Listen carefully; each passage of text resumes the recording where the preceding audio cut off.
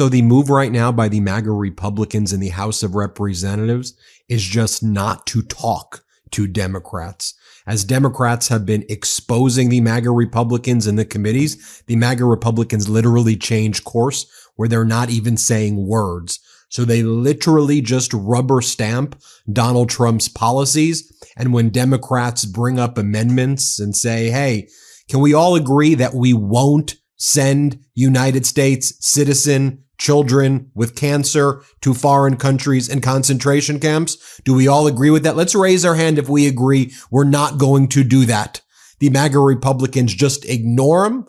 They refuse to even discuss an amendment like that or any amendments at all. And they go, what did Donald tell us? Rubber stamp. What did Donald tell us? Rubber stamp. If you think I'm making this up, I'm going to show you this right here. Congressmember Dan Goldman put it to the test. Play the clip. Raise your hand if you do not think children with cancer who are American citizens should be deported. Do not think.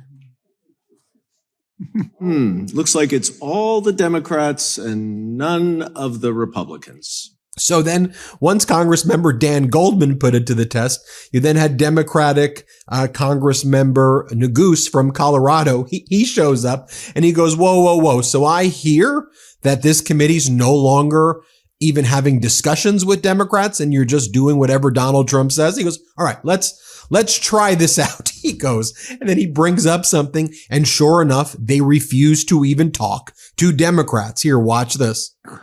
Gentleman from Colorado. Move to strike the last word. Gentleman's recognized. I thank the chairman.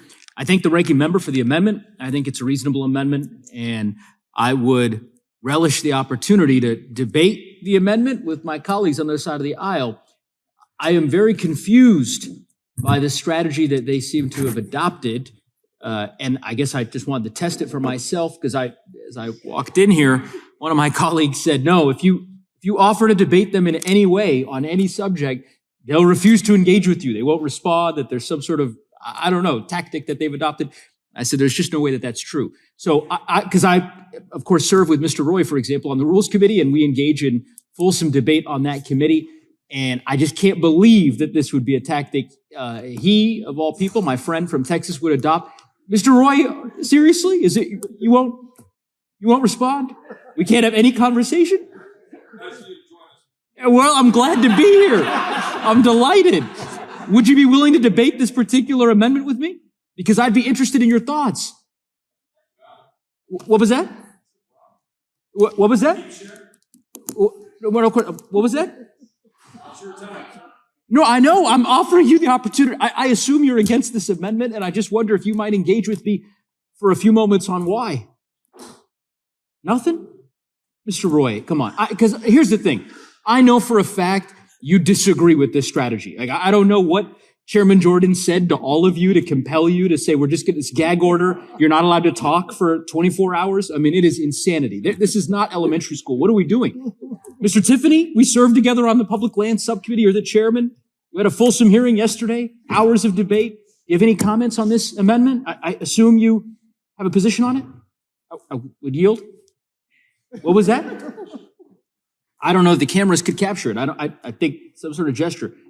I cannot believe that my colleagues on the other side of the aisle have debased themselves in this way. I mean, this committee has long been known as a committee that engages in rigorous and robust debate. Mr. Chairman, could I indulge you? Would you be willing to just debate with me for a moment on this amendment? Nothing? This is probably the only time in the 7 years I've been in Congress that Chairman Jordan has refused to make a comment. No, let me do it. Really? I'm happy to yield a moment to you. Do you support this amendment that Mr. Raskin has offered? A simple and straightforward amendment for the. What was that? It's a simple and straightforward amendment, exactly? That's what every amendment, I think. No, but this one is a particularly simple and straightforward. I mean, look, here's the thing. This amendment, very simple, very straightforward. All it says is that the grants that the Department of Justice has allocated pursuant to the authority that we have given that department for police departments in Ohio, in the chairman's state, that those grants be held harmless, that these grants that DOJ had managed to cut to local police departments, that they be reinstated. That's it. That's all this amendment does. Nothing else. Will the gentleman yield for a minute? One of my Republican colleagues, or is it? No, sorry. Oh, on the yeah. Well, yeah. I mean, Sorry. There's not a single Republican colleague of mine that'll Well- engage in any way. Again, And then Democratic Congressmember Swalwell goes live in the hall on Instagram, and he's like, "Are y'all seeing what this MAGA House Judiciary Committee, like, do we all see this? Like, this is kind of crazy, right? And dangerous." Play this clip. All right, you're not going to believe this. I'm just outside the House Judiciary Committee, and actually, I got a guy here who wants to say hi. Hold on. Take a picture with you real quick. I'm doing an Insta Live right now. You're on an Insta Live, but I'll get back to it in a second. Hop in. Awesome. Yeah, thanks to you guys. Of course, thank you. All right. House Judiciary Committee right now. You're not going to believe this. I'm stunned that I have to tell you this. Republicans just voted, every single one of them, to allow Donald Trump to deport U.S. citizens. Not like deport unlawful, violent immigrants. No. They just voted in our committee to allow Donald Trump to deport U.S. citizens. That's where this is going. They just voted to allow it. I've never thought I would see this before. I never thought it would come to this, but that's where we are. And folks, it's not just happening in the House of Representatives in DC. Across the country, MAGA Republicans in state legislatures are doing similar things. However, at least in some of the state legislatures, the dynamic is they at least have to explain the bills that they're introducing, unlike in DC. So in Texas, for example, the big MAGA Republican bill that they introduced this past week is that they wanted to ban litter boxes from schools because MAGA Republicans make up a lie that Democrats support kids pooping in kitty litter boxes in schools, which is just an absurd conspiracy that never happened. There's not one example of this taking place, but the MAGA Republicans make this up and go, look how woke they are. They want kids to poop and pee in kitty litter boxes. We're going to stop the litter boxes. So here you have the Democratic state legislature, James Tallarico. You know him. We've had him on the MeidasTouch network before multiple times. So he goes to the MAGA legislator who introduced the kitty litter bill. I think they call it like furry bill or something. I don't know what the furry bill. And he goes, "Can you just name me one instance, just one, where this is taking place?" Watch what goes down. Can you name a school where it has been confirmed that students are using litter boxes? Well, what we do with this bill is we prevent that from happening, but what we don't take out. Can you name a school where it has been confirmed that students are using litter boxes? This was at the top of your press release. This was mentioned when you introduced this bill, created quite a stir. So I'm asking, can you name a school where it's been confirmed that there are litter boxes being provided to students? For this purpose, no, I cannot. Your tweet about this bill was flagged by the app itself under their community notes, and their fact check said sensationalist claims about furries literally behaving as animals and receiving accommodations such as litter boxes have been repeatedly debunked as hoaxes. Is that correct? It was flagged on, community notes. Okay. I find it concerning that these types of debunked conspiracy theories are being used by politicians at the highest levels of our government, including in this legislature, who know that they're incorrect. Are you aware that Governor Abbott said, quote, "Kids go to school dressed up as cats with litter boxes in their classrooms"? Sure. Are you also aware that when the governor was asked by the Dallas Morning News to name a single school where this happened, he couldn't? And PolitiFact called this a pants on fire false claim started by online rumors? Okay. do you think it's a good use of our time to write laws based on debunked internet conspiracy theories? Well, this isn't, this piece of legislation before us covers that among other things that are true. Okay. Then you have wild, right? This is not normal. This is not the way politics is supposed to be. Legislators, members of they should be focused on helping you get health care, on helping you get social services. If you're a veteran, they should be protecting you and defending you and making sure you get the best care. We should be focusing on helping people get better education and making things more affordable. That's what government should be doing, not this ridiculous stuff. Democratic Congress member Jared Moskowitz hits the MAGA Republicans hard yesterday. Play this clip. All right. Thank you, Mr. Chairman. All right. Judiciary After Dark. So 100 days into the administration, Mr. Chairman, the golden age. Some are saying, many perhaps, that even William Henry Harrison had a better 100 days. But I want to talk about the economy because that will explain my amendments. Goldman Sachs is now saying the United States will have the lowest economic growth and the highest inflation of any developed country, all related to tariffs. The Dow's down 3,000 points. Consumer sentiment has fallen 32% since Trump took office, the largest decline since the 90s. And then, there's this, Trump in January 29, 2024, after inauguration, says, this is the Trump stock market. It's his stock market. And then on April 30th, something happened. And he says, this is Biden's stock market, not Trump's. So anyway, and then today, what he said was even more interesting. He said, and even the next quarter, that will sort of be Biden's also.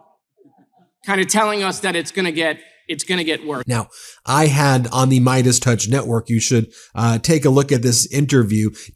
Democratic Congress member Crow from Colorado's 6th congressional district. He's a former Army Ranger. He received the Bronze Star Award for his service in Iraq. He served 3 tours of duty. He's a platoon leader. Democratic Congress member who says we had a whole discussion about leadership and the way governance is supposed to work. And watch what he says right here. It's pretty powerful stuff. Play this clip. I mean, as someone who's been in war, someone who's received the bronze medal, it seems that Donald Trump invokes war so cavalierly. I mean, even whether it's the talk about annexation of Canada or Greenland, what that actually means, though, if it's taken to its logical conclusion, is sending troops, young men and women of this country, to fight and die in wars against allies. And I don't think that registers when Trump uses language like that. How does that language hit you as a veteran? Well, it hits me in a couple of different ways. It hits me as a working class person, somebody who grew up in a working class family. I started working when I was 15. I actually worked in fast food at Arby's growing up to help support my family. And then I worked in construction to help put my way through college. I enlisted. I became a private in the National Guard, and then later went active duty and became a Ranger. And what I learned growing up, working, being around working class folks, is that when wealthy, pedigreed, elite folks like Donald Trump pound their chest and talk tough and talk about war, they're not talking about themselves. They're not the ones doing the fighting. They're not the ones doing the sacrificing. They're talking about everybody else. They're talking about people like me and the people that I grew up that have to go and do the tough work for them so that they can act tough and pound their chest. Do you know what the MAGA Republicans want to talk about, though? In the White House, they've created a whole section for what they call new media. And it's all these right-wing propagandists, people so extreme, they've gotten banned from Elon's Twitter. And then they got let back on because of some of the stuff that they've engaged in. So they've got people like this who go, Ms. Lovett, the chief propagandist of the White House, Ms. Lovett, when will we see you guys going after Barack Hussein Obama and Hillary? When will you be going after Barack Hussein Obama? Here, play this clip. Thank you. Thank you for giving me the honor to be able to ask a question to provide some transparency for the American people. Speaking of, I wanted to reference the election integrity. A lot of people in America are questioning if there's any possibility that we could see further investigations for anyone that could have violated our election integrity rights. And more importantly, so is there any possibility for names such as Barack Hussein Obama, Hillary Rodham Clinton to ever just possibly get investigated for any of these, questions from the American people, any of the wrongdoings they might have done? Well, it's refreshing to actually hear a question on election integrity because the legacy media would never ask such a question. They're so out of touch with where the American people are on this issue. And if you watch Laura Ingraham, I do it for you and I just show you the low lights. If you watch Laura Ingraham, you have Lara Trump being asked questions like, what kind of music do you think the Democrats, how bad are the Democrats at music? Can you describe how bad they are at music? The hell is this? Play this clip. In addition to your great show on the weekends, in addition to everything you're doing politically, professionally, you're in music. Now, you heard them singing. Now, what would you rate that? I mean, if you could just rate that singing ability, the chants and everything, any talent there whatsoever. I will say it was very special to witness that. And that's a word that I think could go either way. To 0 to 10, I'm going to give them about a 0.5. All right. Well, Michelle Obama. And finally, let me show you Democratic Congress member Jamie Raskin with this powerful moment. Play the clip. Mr. Chairman, it must be tough to be an authoritarian. You promise everybody in the world to get elected. Prices will go down on day one. No more inflation. We're going to end Russia's war on Ukraine. The world's going to respect us. And then you get in, and even though you inherit an economy from your predecessor that's described as the envy of the world by The Economist magazine, you crash everything.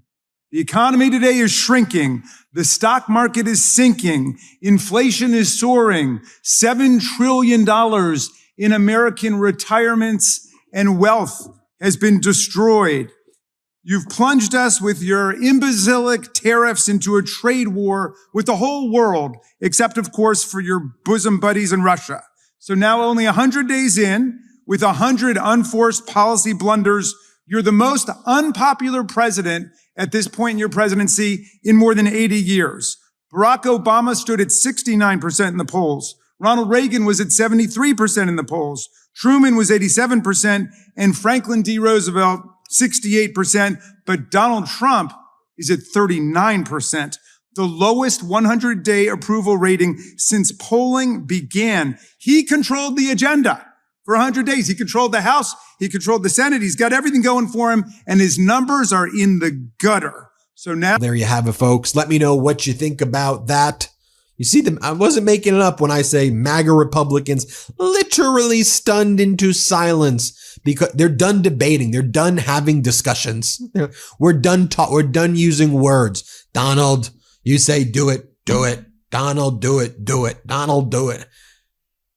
How in the world has the House of Representatives become that? What weak, pathetic people. Hit subscribe. Let's get to 5 million. Thanks for watching. The truth is more important than ever. Check out our new Truth Over Lies collection at store.MeidasTouch.com. All 100% USA union made.